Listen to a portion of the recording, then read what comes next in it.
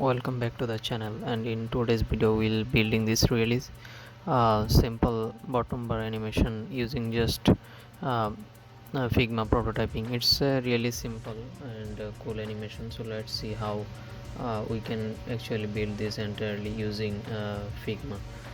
So let's get started. So we are in Figma right now, and the first thing that you need is actually to create an artboard. So I will hit A on my keyboard and I will pick an iPhone artboard. For now let's give it a random feel. I'm just going to give it something like a light blue feel for now, and the next thing that we need to build is our bottom nav itself.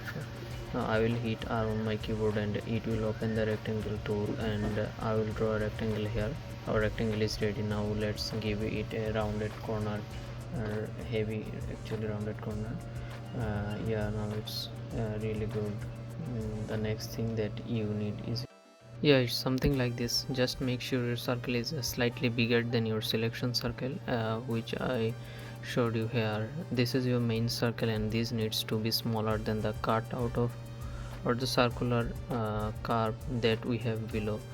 Now what I need to do is I will just select, I will just make sure it's aligned in the center of this rectangle, and I will select both of these shapes together, and I will come here on the top, and here you have to do subtract selection. Once you do subtract selection, it will remove that circle from the rectangle itself. Now you have this cutout, and but it's not really smooth at the edges as you are seeing right now, nor at the bottom. To make it a really free flowing shape, I just need to edit this shape a little bit. What you have to do is just double click on the entire shape. Once you do that, you see that the main shape is again have both of these two shape included. The one that you subtracted from the primary shape, it's also available now. You will be able to tweak these to shape individually, and it will also reflect the entire shape. The changes will reflect on the entire you actually subtracted from it. By using this Figma only you can actually do it. You don't need to any other softwares. It shows the individual shapes by which you have created the main shape. Let's select again on the circle that we have.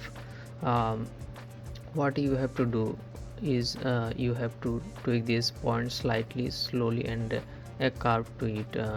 Let's say first you will select this point and you will see these handlebars to move. These handlebars are there to define the curve around this point. What I will do is I will just select this handlebar, and I just need to move it a little bit up, something like this. So now if you see, it's really nice curve flowing in this edge. I have to do some more works to at this point as well. Select this lower handlebar and move it a little bit up, and it should be exactly perpendicular to the other one, and it will give a really smooth shape. You see, now you also have another nice rounded corner. What you can also do is you can just pull this little bit down and you can actually edit it. That's the beauty of the entire thing. You can actually do in Figma, only using Figma. You can edit it however you want, and can give any other shape whatever you want. Now if you see this a little bit narrower here, so I want it to make a little bit broader. I can select my handle, and here I can pull it a little bit this side.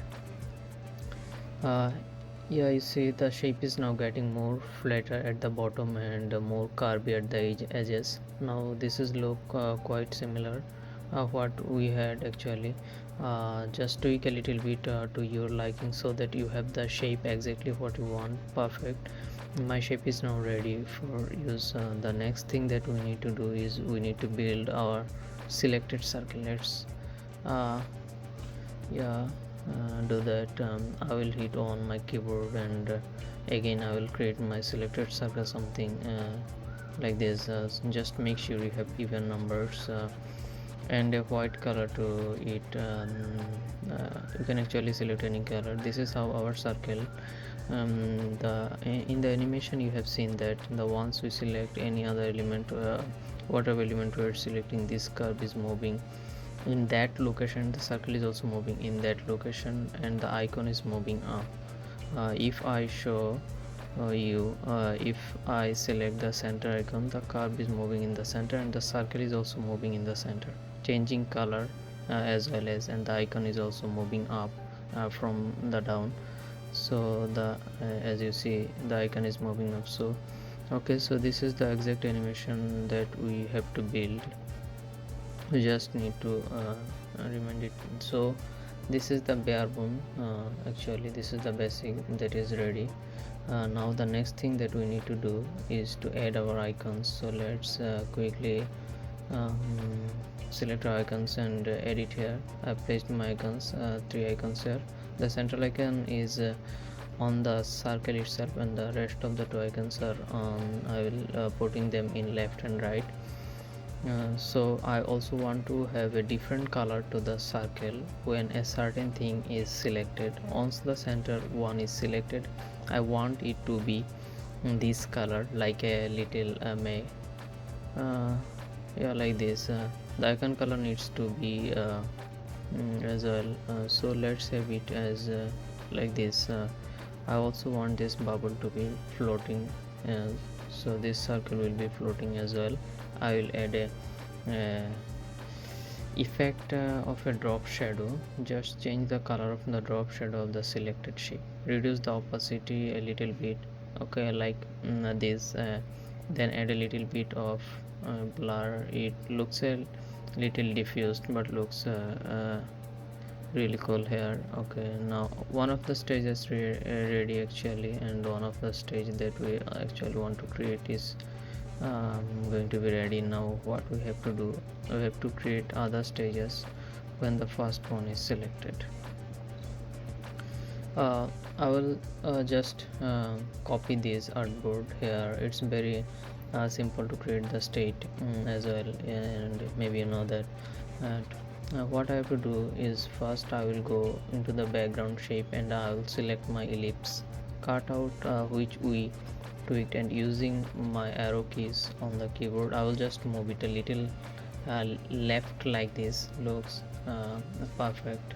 The next thing I need to do is I will select the selected circle and move it to the left. Yeah, like this. It's okay. Move my home icon in the center. Now change the color to white. And now the next thing that you have to do is select the heart icon which is floating on the top of it.